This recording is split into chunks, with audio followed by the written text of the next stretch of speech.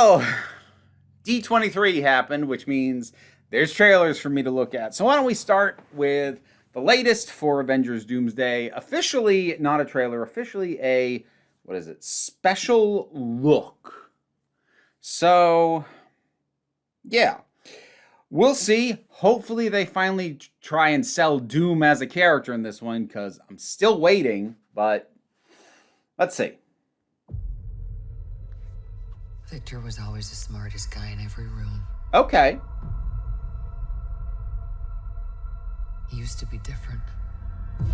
All right, so you're just going to tell us. We're not going to get to see that. Great. Terrific. Tell, don't show. That's the rule. He used to be kind. He used to be caring. And then everything he loved was taken from him. Oh. I knew he was lost. Don't boil it down to personal loss. Don't. That he was broken.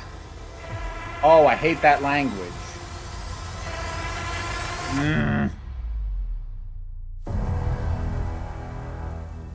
Victor, did you do this? No evidence of scarring in the eye. All of you have lived stolen lives. But now you must give them back. Answer me, Victor! Did you do this? God, they're gonna try and bank it like there's history. I swear, you will beg for a hell long before I grant it. Yeah, saw this bit.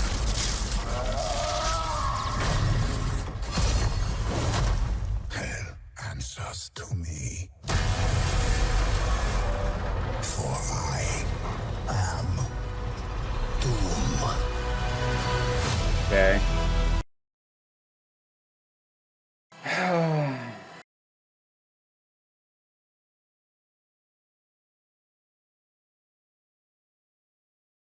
I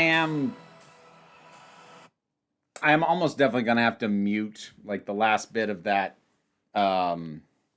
trailer bit, because last time I did, I may or may not make this one public because the last one did decent numbers, and I had a bad July, and I'm having a good August, but I'll take whatever I can get. So this one might actually go public. The other ones that I'm gonna do, which, God, what were the other trailers that dropped? I can't remember. Those will be Patreon and YouTube member exclusive. This one might be public, but anyway. So they are at least now trying to put in some effort to actually sell the villain, because they should have been doing that before. Honestly, it might have been the biggest mistake for them to announce that Robert Downey Jr. was playing this part as early as they did. I mean, I suppose they probably ultimately had to, because the odds of that not leaking, if they tried to save it for a larger surprise later, were probably almost zero. So they didn't really have a choice, if I'm being completely fair. But in an ideal world where they could actually control what gets found out by the public, I think it would have been so much better to save that. I still would have hated it regardless. I still don't like that idea. And you're absolutely nothing about this sells the idea that Robert Downey Jr. is making this work. He's, and it's not because I don't think he can play the part. It's just why? Okay. So I still ultimately expect, since we know that this one is like other dimensional, this one's from the same universe that the Fantastic Four came from. They've tried to deny, like, no, it's not a variant of Tony Stark. It's going to be a variant of Tony Stark. Like, it's going to. They may not say it, but that's what it's going to be. And that's how people are going to treat it regardless. So you can tell.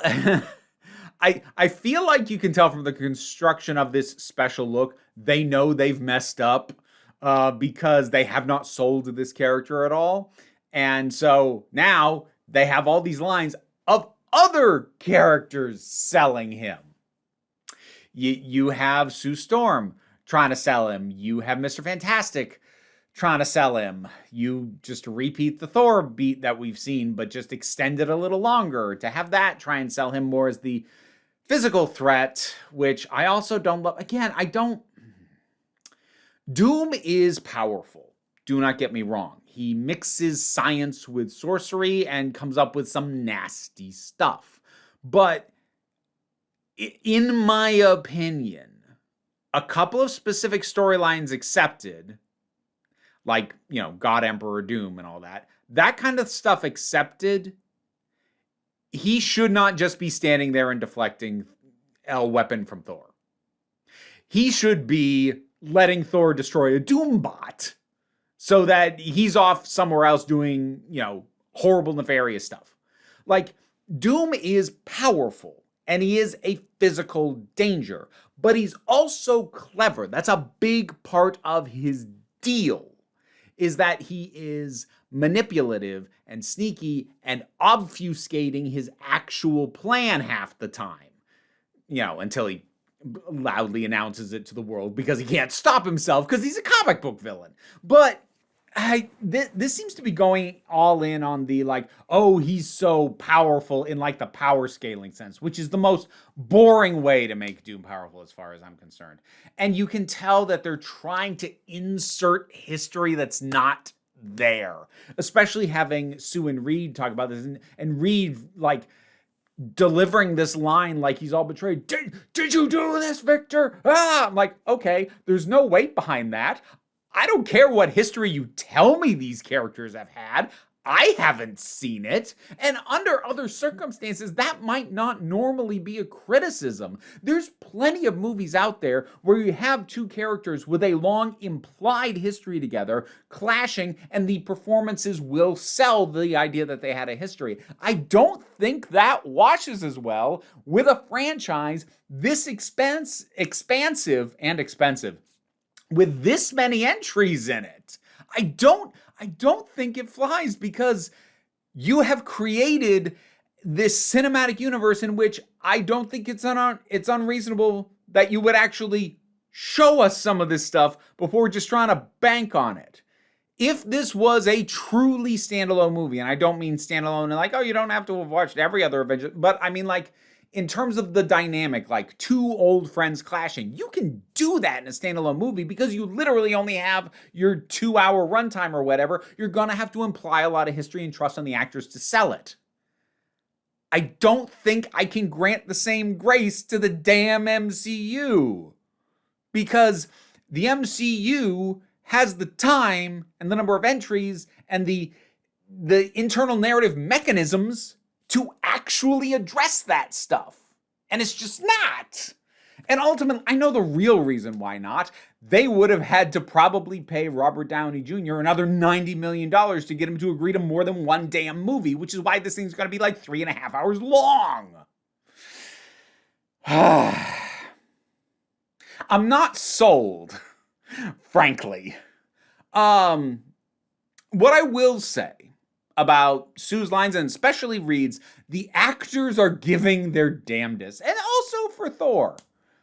They're giving their all to try and make this work. When ultimately this comes out, if it doesn't work, which I don't think it's going to, I would love to be wrong. I really would. But if this comes out and it doesn't work, it's not going to be the actor's fault. I will, at the very least, I'll call that right now. But, what were the other things that I brought up? So, this whole thing of and then he lost someone, and okay, so Doom is simultaneously a very complicated but very simple character. He is on paper a very simple, almost stock kind of villain, but he has layers to him when done well that I feel are all going to be absent here. So, the idea of boiling it down to then he lost someone, especially the way he's talking to them, is you live stolen lives, you must give them back. It's not a bad line, but that, again, feels to be leaning into the idea of he thinks they should all die so he can get back what he lost. Now, in the comics, usually that's his mother. One of his sort of original sins as a character was using dark magic to try and bring back his mother. And that sort of started him down a dark path. But the thing was, in the comics at least, while that is an overhanging sort of catalyst for him, he also had lots of issues before that. And also, as time went on, that was by no means his goal anymore. He didn't become God Emperor Doom to bring his mother back. He didn't try and, he doesn't rule Latveria with an iron fist to bring his mother back. Her death is a motivating factor and it's part of his backstory and it informs his character, but boiling it down to he lost somebody, and especially if they're not going to make it his mother, so help me if they make it his damn girlfriend. All right, here's what I'll say. I have zero faith that they're going to do this. But given what they've currently said, here's what I would say I would want to have happen for this to work for me and probably piss off a whole lot of people. I mentioned before, my favorite storyline in terms of depicting Doom is Unthinkable, which was a Fantastic Four storyline done by Mark Waid. Now, not everybody likes that one, particularly fans of Doom, because they feel like it undercuts Doom's position as a villain with a set of principles, because he does some stuff in that it's like, what? But the thing is, what Mark Waid understood about Doom, and what I personally feel people who complain about that storyline don't understand about Doom, is that yes, he has this whole Doom gives his word and Doom will never break his word and da. Yeah, he says that and he largely abides by it, but it's not because he has honor. It's because it is a necessary lie that he needs to believe about himself.